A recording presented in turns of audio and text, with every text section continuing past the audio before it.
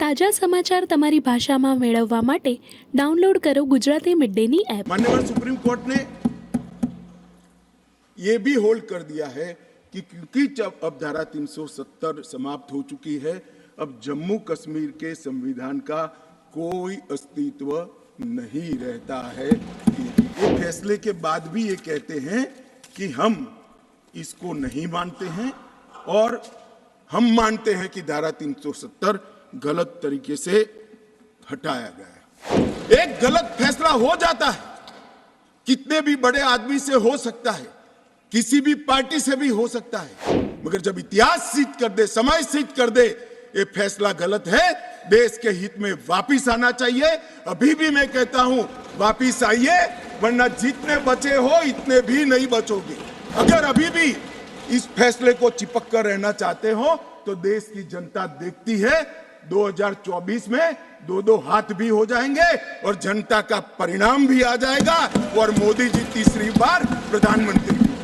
मान्यवर 370 के तहत कोई भी घोषणा करने के पहले जम्मू कश्मीर की संविधान सभा का परमिशन जरूरी है, अनुमोदना जरूरी है, ये उनका क्लेम था और उसको क्लेम को एक्सटेंड करते हुए आगे ले गए, क्योंकि अब तो जम्मू कश्मीर में संविधान सभा है ही नहीं। तो इसका मतलब ये हुआ कि जम्मू कश्मीर की संविधान सभा के परमिशन के बगैर धारा 370(3) के तहत कोई एक्शन नहीं लिया जा सकता और संविधान सभा समाप्त हो गई है, इसलिए धारा 370 परमानेंट हो गया। मान्यवर ऐसा आर्गुमेंट मैंने मेरे जीवन में भी, मेरे 5 धाराशास्त्रियों को पूछा कि मेरी समझ में कोई गड़बड़ है या ये डिमांड कोई गड़बड़ है, कि डिमांड तो गड़बड़ है ही है, ये आर्ग्यू कर रहे हैं, उनकी समझ में भी बड़ा प्रॉब्लम है।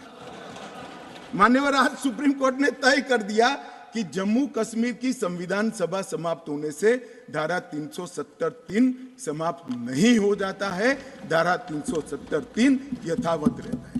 मान्यवर न्यायालय ने यह भी माना कि धारा 370 के तहत मिली हुई शक्ति का प्रयोग करते हुए राष्ट्रपति महोदय एक तरफा सूचना जारी कर सकते हैं, जिसको संसद के दोनों सदनों का सादे बहुमत से अनुमोदन चाहिए। ये भी आज सुप्रीम कोर्ट ने मान लिया। जो कहते थे कि राष्ट्रपति महोदय का सीओ ठीक नहीं है, आज उसका भी जवाब माननीय सुप्रीम कोर्ट ने दे दिया है। मान्यवर उपयुक्त बिंदुओं का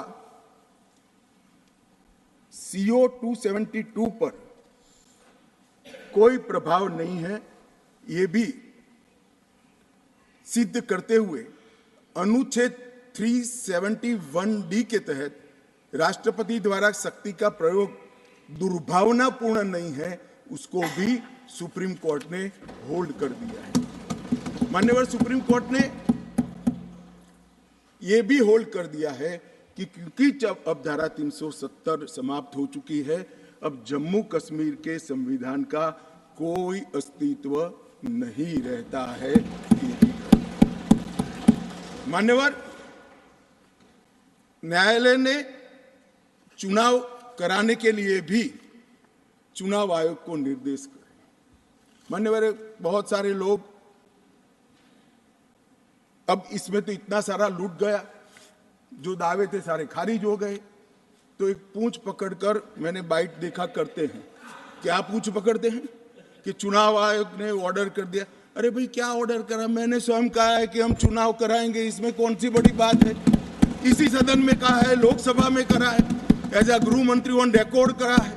उन्होंने कहा कि भाई राज्य का स्टेटस वापिस देंगे, तो ये भी मैंने कहा है कि अप्रोप्रिएट टाइम पर राज्य का स्टेटस हम वापिस देंगे। और सुप्रीम कोर्ट ने भी ये जो कहा है उसमें मेरे सदन में के बयान को और सॉलिसिटर जनरल के सुप्रीम कोर्ट के सामने बयान को कोट करते हुए कहा है। अब मुझे कोई समझाए इसमें विजय कहां से हुई है। घोर पराजय में विजय कैसे ढूंढना, इसकी कला कोई आप लोगों से सीख ले साहब। इतने बड़े घोर पराजय विजय कैसे ढूंढना, इसका ऐसा कोई अभ्यास वर्ग साहब रखना चाहिए साथ अर्थ में, ये बहुत बड़ी कला है। मैं तो आज अगर उनके जैसे मेरे विचार होते तो ये सुप्रीम कोर्ट के जजमेंट को देखकर डिप्रेशन के मारे 1 महीना सदन में ना आता, मगर ये तो प्रेस कर रहे हैं। और कांग्रेस पार्टी ने आज प्रेस करी मान्यवर, और प्रेस में क्या किया, कहा कांग्रेस पार्टी ने? कांग्रेस पार्टी ने ये कहा मान्यवर कि ये जजमेंट आने के बाद भी हम मानते हैं कि धारा 370 को गलत तरीके से हटाया गया है। अब मान्यवर देश के दोनों सदनों ने, देश की संसद की दोनों सदनों ने राष्ट्रपति के सीओ को अनुमोदना दे दी, कानून पारित हो गया, कानून नोटिफाइड हो गया, किसी ने चैलेंज भी किया सुप्रीम कोर्ट में, ठीक है, सबका अधिकार है, करना चाहिए। सुप्रीम कोर्ट में एक लंबी बहस भी हुई, 5 जजों की बेंच बनी और 5 सीनियर मोस्ट जज बने, बैठे इसमें, लंबी बहस, सबकी सुनवाई हुई, आज फैसला भी आ गया। मगर ये फैसले के बाद भी ये कहते हैं कि हम इसको नहीं मानते हैं और हम मानते हैं कि धारा 370 गलत तरीके से हटाया गया है। मान्यवर, मैं इनको नहीं समझा सकता, मेरी तो मर्यादा है साहब, नहीं समझा सकता कि वास्तविकता क्या है। हमें समझना चाहिए कि 42,000 लोग मारे गए हैं। क्यों मारे गए हैं? सवाल हिंदू मुस्लिम का नहीं है। इनसे ज्यादा मुसलमान गुजरात में है, कश्मीर से ज्यादा मुसलमान उत्तर प्रदेश में है, कश्मीर से ज्यादा मुसलमान बिहार में है, कश्मीर से ज्यादा मुसलमान आसाम में है। क्यों वहां अलगाववाद नहीं हुआ? क्यों वहां टेररिज्म नहीं हुआ? बाउंड्री का भी सवाल नहीं है साहब। कई ऐसे राज्य हैं, राजस्थान की बाउंड्री भी पाकिस्तान से लगती है, गुजरात की बाउंड्री भी पाकिस्तान से लगती। क्यों हुआ? क्योंकि धारा 370 अलगाववाद को बल देती थी और अलगाववाद के कारण आतंकवाद खड़ा हुआ।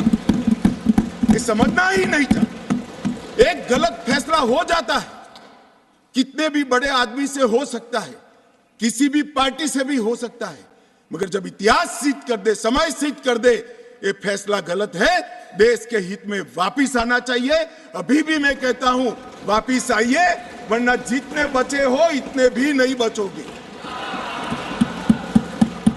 अगर अभी भी इस फैसले को चिपक कर रहना चाहते हो तो देश की जनता देखती है, 2024 में 2-2 हाथ भी हो जाएंगे और जनता का परिणाम भी आ जाएगा और मोदी जी तीसरी बार प्रधानमंत्री।